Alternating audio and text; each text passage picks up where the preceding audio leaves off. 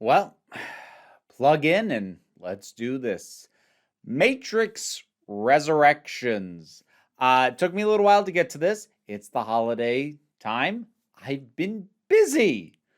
A lot of stuff goes on around this time, especially if you got family and they're all local.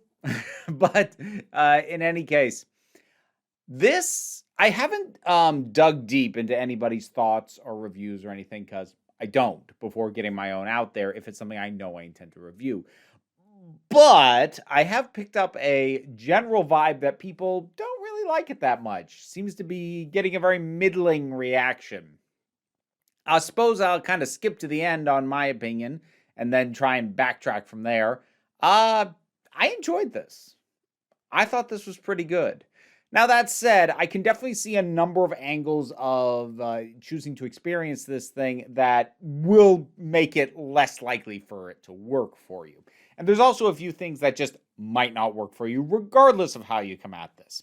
So I think I've got a couple of things working to my advantage. Thing number one, I have relatively recently rewatched Matrix Reloaded and Matrix Revolutions. And so that was the gauge of quality I came into this being prepared to measure it against, as opposed to the original Matrix. And I think that helped because while it's certainly not a retread or like doing the same thing as either of those movies, and in terms of things that it's mirroring directly, it's taking more cues from the first Matrix. In terms of my expectations of quality and how much I expected everything to fit together, I was grading on a different curve than if I had just rewatched the original Matrix and left it at that, in which case I might be less kind to this. Next up, I didn't realize how meta this thing was going to be. Like, look, there's almost bog standard at this point, a certain amount of self-awareness that a lot of movies have these days. They'll hang lampshades on tropes. They'll, make a snarky comment that doesn't make sense unless you know some kind of meta context, things like that. This is way beyond that because, all right, I'm going to avoid spoilers until I tell you I'm going to get into spoilers. But this is initial premise. So the existence that Neo is currently living as Thomas Anderson is as a video game programmer who created a trilogy of Matrix games, has now been working on other stuff for a while, but has been informed by his company's parent company, Warner Brothers. It's named the exact same company that is releasing this is named as the parent company in universe that Thomas Anderson's company is controlled by. They are demanding a fourth one. They'll do it with or without him, but they'd prefer to have him involved in it. And if you don't know anything about the production of the fourth Matrix movie, it was going to be a number of other things at various points over the years because Warner Brothers was going to make it whether either or both of the Wachowskis were involved or not. So, like, that is a level of meta that I was just like, "Buh!" And look, first of all, if that level of meta takes you out of the whole thing, I get it. For me, why that was super helpful is it basically primed me to enjoy this leaning more on the metaphorical than the literal. So if you're a more literally minded type person, or if you are coming at this from a more literally minded perspective, this isn't going to work for you as well. Now, you might be thinking to yourself, well, the Matrix has always been metaphorical and allegorical. And yes, that's true, but only the first and most of the second movie work from both a purely logistical and philosophical level. What makes the first one especially very good is how well the two overlap and intersect. The third one, there are chunks of it that don't make a lot of sense outside of the metaphor. And if you're trying to understand it logistically, it falls apart in a number of key areas very quickly. And I suspect if I had come at this from a more logistical angle, that might also be true here. Certainly if you want answers for every single thing that's going on here, stuff that okay, that's different. Why? You're not going to get you'll get some of them. I actually ended up getting more answers than I thought I was going to get, given how meta the opening was. But you're not going to get all of them. Some stuff you just have to be prepared to roll with. And if you can't, again, I get it. You know what's funny? I'm going to give a specific example that is a spoiler in a little bit to illustrate what I'm saying here. But let me try and say it without getting into the spoiler first. So I think one of the things that is really difficult about criticism or even just your reaction and your feelings about a piece of entertainment is sometimes the simple truth is it just feels right or it doesn't feel right. And that can be really hard to quantify. Sometimes you can, and I know I certainly try, if only for myself, so I understand my own perspective on things and I understand why I have the feelings I do. But sometimes it does ultimately just boil down to that just felt right or that just felt wrong. And I think, like, here's a nice uncontroversial example. I don't like Star Wars The Last Jedi. This is not going to be a conversation about that. Just go with me here, please. Now, I don't dislike it for a lot of the reasons the loudest critics of it dislike it, but I don't really like it. And a lot of that ultimately boils down to it feels wrong. Now, that's one of the reasons why all the people for whom it feels right don't understand all the people for whom it feels wrong, and they talk past each other all the time because the critics will throw all this stuff at the people who like it and go, well, this and this and this and this. And for the people for whom it felt right, that stuff is nitpicking at most, if they even are willing to concede that much, because so what? It still felt right. And the same is true in the opposite direction. You can talk all day long about how it's more interesting and it's surprising and it's sort of reminiscent of how the Empire Strikes Back turned the franchise on its head or whatever. But if it just feels wrong to people, all of your logistical arguments in the world aren't going to change that. And in that film specifically, while I don't like it overall, the whole thing with Leia force flying through space, I have no problem with that, because for all the logistical reasons people have given me as to why that shouldn't happen or whatever, it felt right. So I was okay with it. Didn't save the whole movie, but another discussion. And ultimately, that's what this comes down to for me with this movie. It feels right. There's also some interesting specifics that are a spoiler, more conversation, but it just felt right to me. As a coda, honestly, as a commentary on itself, it is a commentary on the Matrix trilogy, the lasting impact of that, and how the world has changed since. And I thought it felt right for what it is. Was it necessary? No, not really. Will I feel the need to rewatch it again? And probably not. Not unless they make another one and I want to refresh myself again. I don't know, I might, but I just thought it felt right. And to get into more specifics is going to be spoilers, so that's your warning. If you want to see it but you haven't already, go do that. Okay, so some of the specifics that I think are very cool in this. The whole thing with swarm mode. Initially, when that got introduced, this whole thing where like the certain AI that's why, because they refer to them as bots.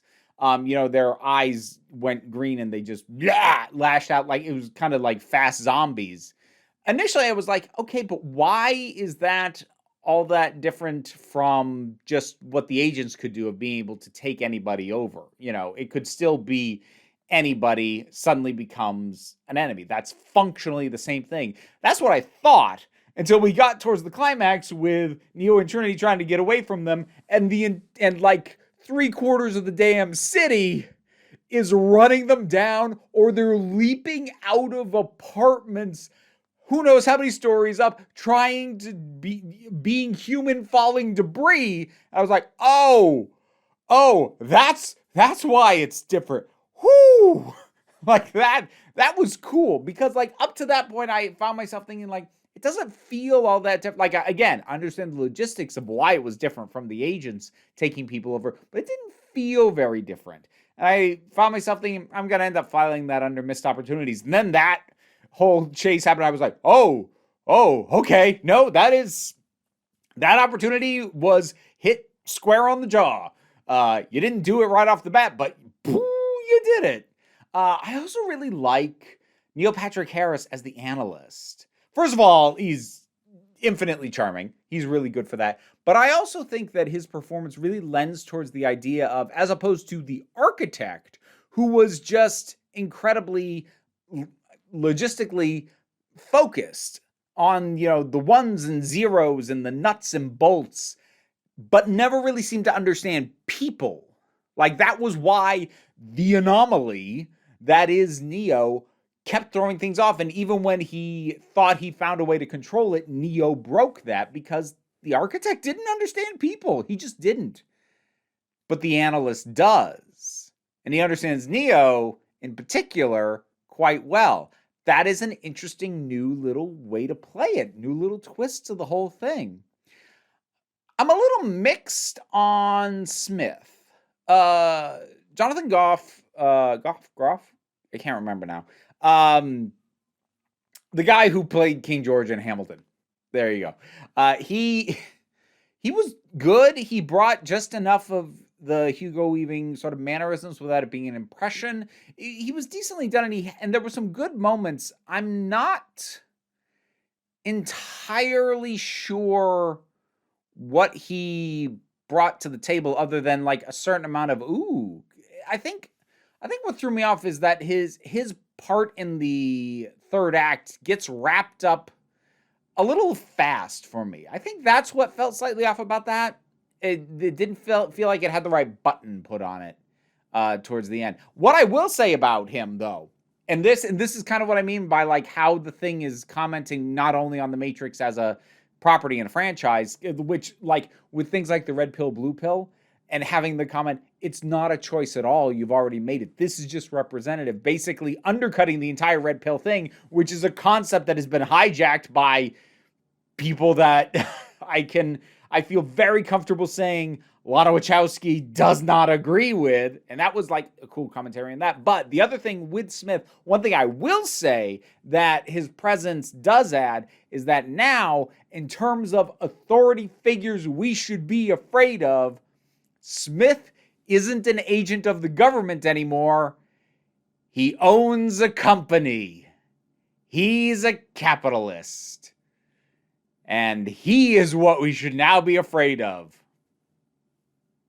And that's kind of what I mean when I say, like, approaching this from a metaphorical level makes it work better. Because, like, part of me does still question, does Smith need to be there? But that's the narrative logistics part of my brain working. The metaphorical part of my brain goes, yeah, but this bit, though.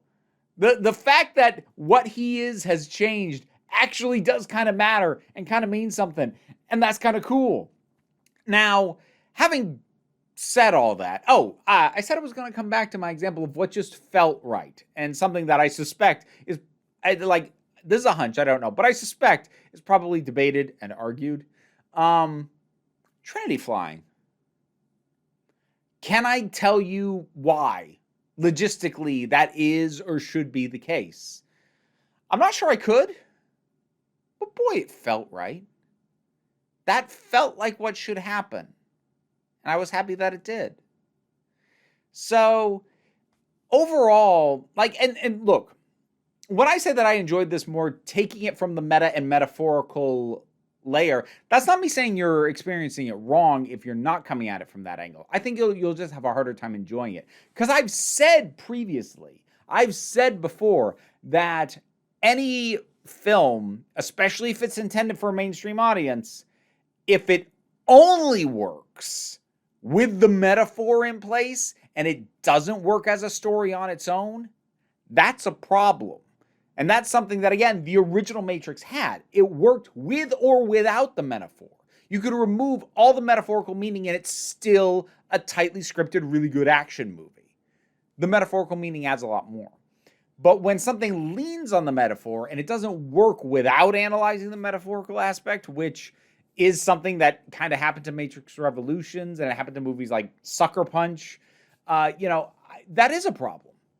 But for me, If I'm able to clue into the metaphor on first viewing, I will usually be able to roll with it, assuming that it's not just bad. But I'm usually able to roll with it. Similarly with the Doctor Who episode, Can You Hear Me? I latched on to the metaphor that I was reading into that on first viewing, and I was pretty sure, and then I watched it a second time, and I'm like, no, I'm really comfortable with my metaphorical reading on this. That having been said, if I watch something and I don't get what it's doing, I don't get what its metaphor is supposed to be, like it can be super obvious that there is metaphor at play, but I don't know what it's doing or what it means. Yeah, that doesn't work either. But here I felt like I did. I felt like the ways in which it was commenting on itself and how the world has evolved from when the last film in the trilogy came out and the state of entertainment and the world and politics, I felt like I was on the same page. And that made this an enjoyable viewing for me. The Matrix Resurrections. You've seen it? What you think about it? Whatever your thoughts are, drop something down in the comments. Let's talk about it. Like, share, subscribe. Got the Patreon. Got links to other stuff down there as well. Patreon's what pays the bills. But links to social media and other stuff in my P.O. box, etc., etc. All down there.